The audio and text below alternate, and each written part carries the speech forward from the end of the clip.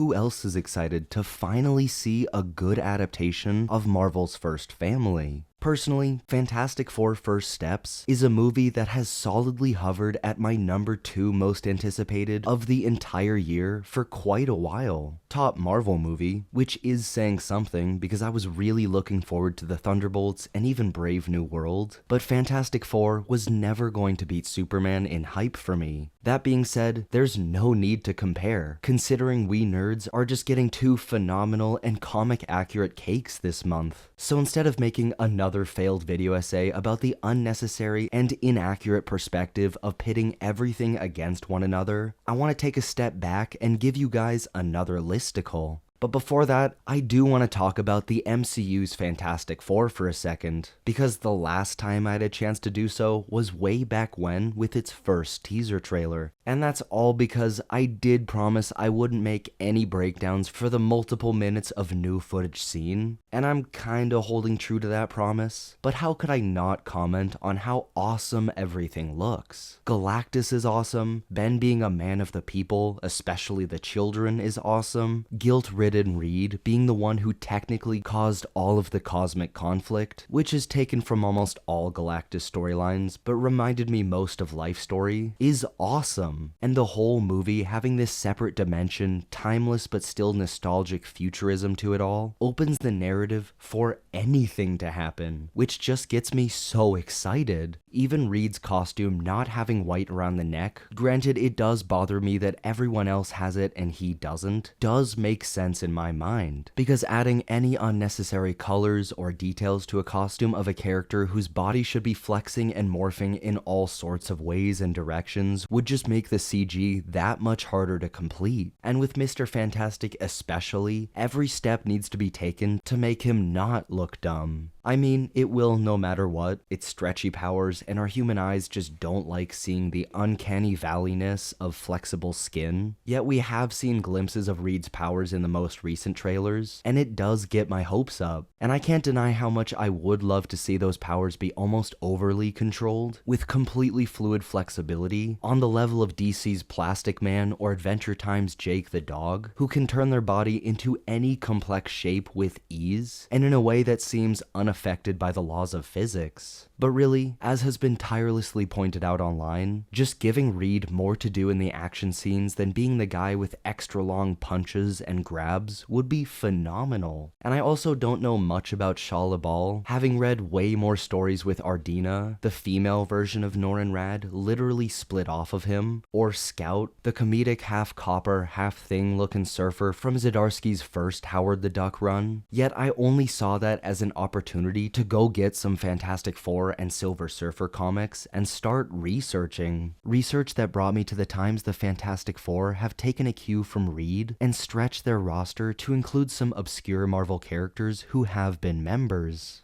Welcome to Sandwich Reviews. I'm the Talking Sentient Sandwich, your nihilistic optimist, and being on the Fantastic Four is almost like lifting Thor's hammer or taking up Cap's shield. It's meant to be a rarity that almost no one could live up to or be worthy of, but pretty much everyone's had a go at some point. So, whenever they lose a member, a substitute is chosen to fill that role. And with a number right there in the name, you'd figure the Fantastic Four wouldn't have any more than 4, but if you're counting reserve members, there's a lot more than that. In fact, I'm surprised another team hasn't spun off from them and become its own comic series. And not in a Future Foundation kind of way, because I don't quite count that, with that being more of an adjacent group similar to the West Coast or Great Lakes Avengers. So without counting anyone or any team too far removed from the original, let's go through every member not in the traditional lineup. But let's just get the obvious ones out of the way, starting with Herbie, who I've always considered the honorary 5th member from the beginning, which makes sense for a guy in his 20s who hasn't been inundated with these characters for decades. Yet if we look back at Herbie's inception, there's a lot of arbitrary information that makes him immediately interesting, like the unconfirmed rumor that he was introduced for the sole reason of replacing the Human Torch so kids wouldn't be tempted to light themselves on fire, which did inspire an actual comic story involving the Human Torch March grappling with the guilt of that actually happening. But that aside, Herbie was introduced in the cartoon The New Fantastic Four, which came almost a decade after the first Hanna-Barbera Fantastic Four show, and it certainly wouldn't be the last. But Herbie was loved so much, only a year after his introduction, he was folded into the comics in Fantastic Four 209 in 1979, and the rest is history. Being there, sometimes more, sometimes less robotic, but always lovable companion. And of course, there's also Reed and Sue's children, Franklin and Valeria, who are powerhouses in their own right, Franklin even having so much raw reality-bending strength that he takes the superhero name Powerhouse. And while Valeria has shown the potential for that very same power, it lies dormant, with her earning her place through intellect alone, even taking the name Brainstorm. Neither officially joined the Fantastic Four team until 2008 in the Fantastic Four tie-in for Secret Invasion, and that's mainly just because their parents were indisposed. Yet it's hard to think of them not being on the team before then, with them always being so vital to the Fantastic Four storylines. But to jump back in time a bit and actually start the chronological list, let's start off with Crystal, a lesser-known and surprisingly powerful Inhuman, with abilities that vary, but almost always have to do with controlling the elements. Her history with the Fantastic Four dates back a long time, with her and Johnny hitting it off and having a significant relationship that would initially tie the Inhumans and the Fantastic Four together for quite some time, and joins the team in December of 1968 in Lee and Kirby's Fantastic Four 81 to take place of Sue while she's taking care of her newborn baby. Johnny and Crystal's relationship was rocky,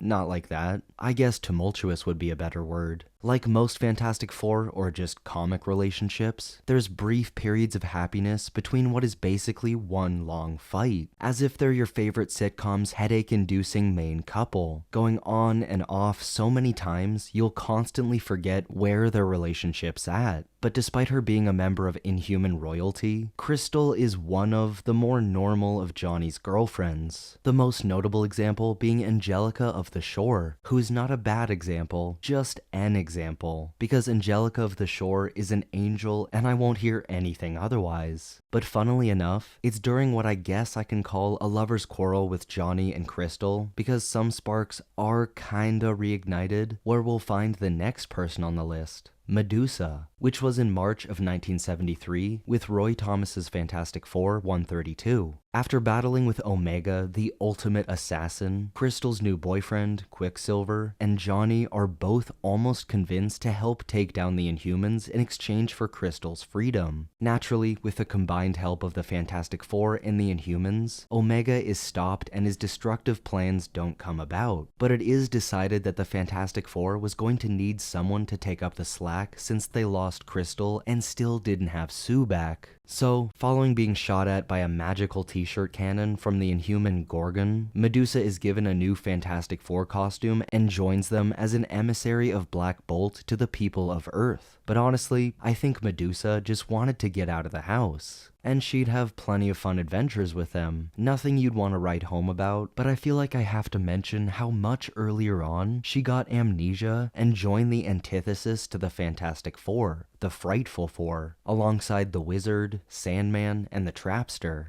But up next is one who, unlike Crystal and Medusa, is not there to replace Sue, but instead Ben, which means that the team would need some kind of bruiser who is just as sharp as they are strong. And who better than Luke Cage, otherwise known as Power Man, though he seems to have dropped that name of late. And this all happened in March of 1976, starting with Roy Thomas's issue 166 of Fantastic Four, where after the Thing gets into an argument with his team and frees the Hulk from an underground military facility they put him in, the Thing then realizes the error of his ways and ends up fighting the Hulk on top of the St. Louis Arch. I'm not sure if it can actually hold their weight, but it is a fight I wouldn't mind seeing in live action in some way or another. And the Thing does alright at first, even inspiring hope in some spectators, yet that doesn't last. Because for plot reasons, the Hulk delivers a final blow that transforms the Thing back to regular old human Ben Grimm. And when I say plot reasons, that's really all I got, because Kirby, or I guess the writer of these particular issues, were not big on explanations. Yet in said comics, Ben is enjoying his human life, all up until he goes to see his old family and walks in on Luke Cage's audition, who is obviously killing it. Ben then tries to help in the team's next fight against the Wrecker, but ends up getting in the way. But luckily for him, Cage doesn't get along too well with the Fantastic Four, though that's mostly thanks to the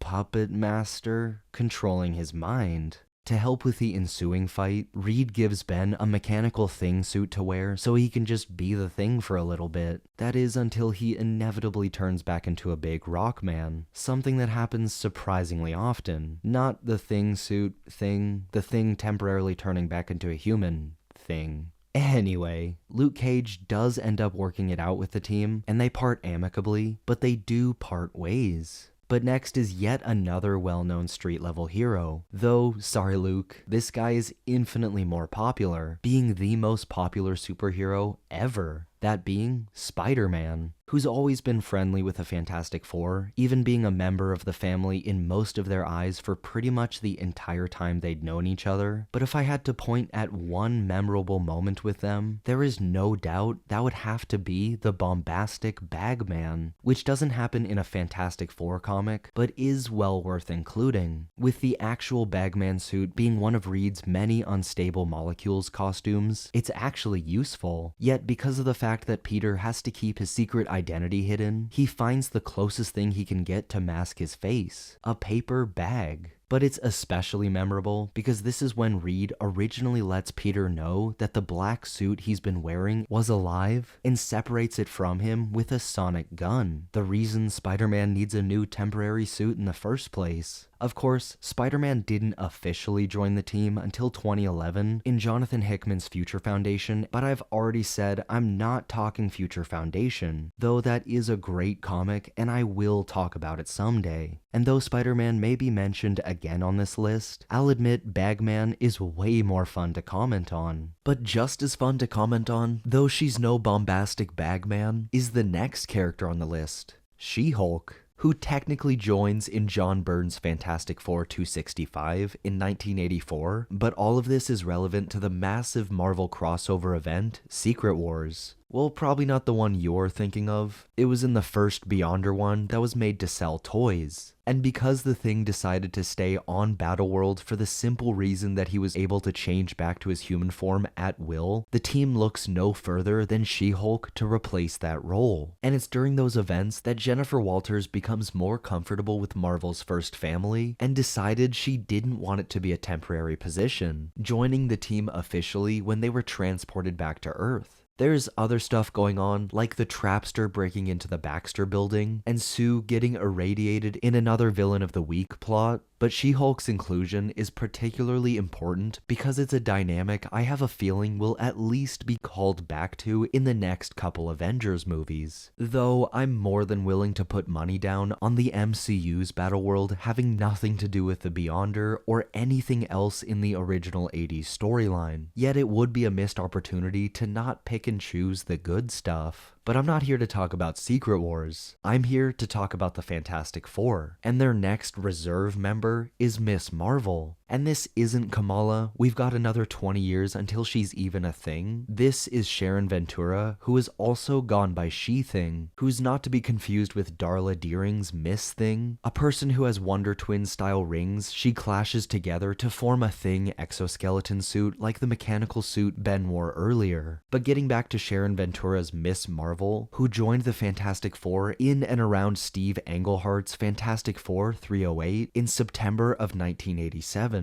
Where after a stint with the West Coast Avengers and in between some Inhuman adventures involving Crystal's new kid, Sharon runs away from the Thing after a relationship disagreement with them. And this story deals with some delicate issues of masculinity and men forcing their agenda, which I'll admit, for the time, is handled pretty well, though it is obviously dated a little bit. such as how Sharon doesn't even get the autonomy to make her own decision to join. Ben just kinda tells her to, which is all because, as they are attacked by the elementals and their leader Diablo, the Fantastic Four were handily defeated with a foolproof plan, one that even accounted for Crystal of all people. But for whatever reason, Diablo wasn't prepared for Sharon to step in and pummel him, which she does. Only a few issues later, in Fantastic Four 310, the Thing and Sharon end up going to space for convoluted reasons and get bombarded with the same cosmic rays that started everything in the first place. But instead of, say, undoing Ben's rocky predicament, he's further mutated into a mix between the Thing and Abomination, and Sharon becomes another Thing. But after the horror and shock wears off, she eventually gets used to it and goes by She-Thing. But up next is someone considerably less obscure, and given you clicked on this video, you definitely know of this guy, but you may not have been aware that Scott Lang's Ant-Man has been on the Fantastic Four. Technically, because it's at first never outright stated that he's one of them, but I figure it was close enough. And this was in Tom DeFalco's Fantastic Four 384, which was in the full-on 90s era of extreme characters and costumes. And the Fantastic Four were no exception. Sue's got a very revealing costume, Ben's wearing a dumb helmet, and Franklin's come back in time wearing the most 90s armor out there. That is, aside from whatever the hell Azrael was rocking. But Ant-Man was enlisted to help break through some blast doors, keeping the team from Sue and Franklin, who were having a psychic battle of sorts, but that doesn't really matter. And that's about it. Kinda just a one and done adventure, but it is the first time the team had met Scott Lang and seemed notable enough, with them having team-ups all over the place down the line. But following that, much later on, specifically in Dwayne McDuffie's Fantastic Four 543 in March of 2007, which was right in the aftermath of Marvel's Civil War event, the Fantastic Four was still alive and kicking, but not by much. And deciding that they needed to focus on their barely afloat marriage, Reed and Sue temporarily step away from being superheroes, and to take their place, they appoint Storm and Black Panther, who were solidly on that new Fantastic Four team-up until the whole universe was rebooted with the Ultimate characters. And maybe it is just because of that overcomplicated Ultimate stuff that wasn't technically part of the mainline 616 universe until the Maker started poking around, but from here on out, it gets really complicated. Not that it wasn't before, because I could skip this guy entirely, not strictly being from a Fantastic Four book, but it is a sidequel that, from what I remember, deserves some attention. So how could I not make Dennis Sykes a part of this list? All of which is in Rick Remender's 5-part limited series, Heroic Age, 1 Month to Live, which came out in 2010. A story that features your regular old Joe, who's actually named Dennis, getting insanely powerful molecular shifting abilities, but alongside them also gets cancer and 1 month left to live. And that premise alone has made for some comic arcs that are just as controversial as they are well done, but I always have to check out the death of storylines. And Sykes may not be a famous character, but I still had to see what all the fuss was about. And another, let's be honest, not so popular superhero who's been on the Fantastic Four is Bobby Drake's Iceman. Hate to say it to the Ashmore heads out there, but it's just true. Yet I remember rereading Dan Slott's Fantastic Four run a few months ago, and it was early on in that, in issue 3 titled Family Reunion, that I got the idea to make this video in the first place, highlighting just how many people had been in the Fantastic Four in some way or another as they faced a cosmic monstrosity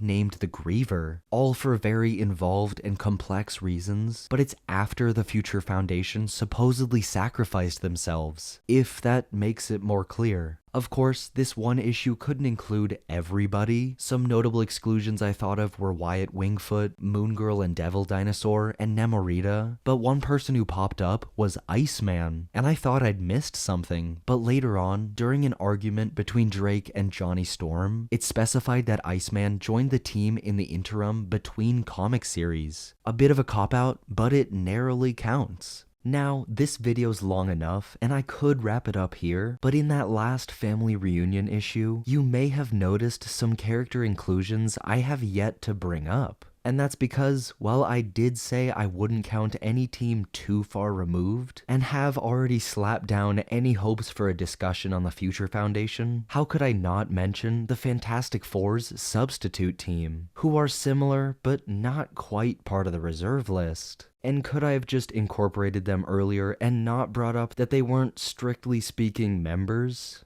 Maybe, but I gotta earn my nerd card somehow. So let's go back to December of 1990, where we're not entirely in the full swing of the extreme 90s, but the beginnings of that pendulum shift can be felt. And most of this can be found in Walter Simonson's Fantastic Four 347. And just to get you up to speed, because a lot is happening, Ben is in his human form and Sharon is the current She-Thing. And in this, some Skrulls pretending to be each member's respective partners sneaks up on them and murders them, though I'm sure we all instantly knew that wasn't the case. All except for Sue, who managed to escape and had enough time to get to one of Reed's new psionic devices and even pick out 4 heroes she thought would do a good job. So sending out that call, each of them slowly makes their way to the Baxter building to save the Fantastic Four. Who's on this substitute team? There's Spider-Man, Hulk, Wolverine, and Danny Ketch's Ghost Rider, all of whom weren't the Fantastic Four for long, with the story inevitably revealing that the rest of Marvel's first family weren't actually dead, and that there would be no need for a substitute team going forward, but each earned endless respect and love from each member of the traditional team. And that is every reserve or backup member of the Fantastic Four. Was there anybody I missed? Or is there a particular character you want to see join the Fantastic Four in live action? Let me know your thoughts in the comments. And as always, thanks for watching. Make sure to leave a like, subscribe for weekly video essays and reviews, and enjoy a delicious sandwich.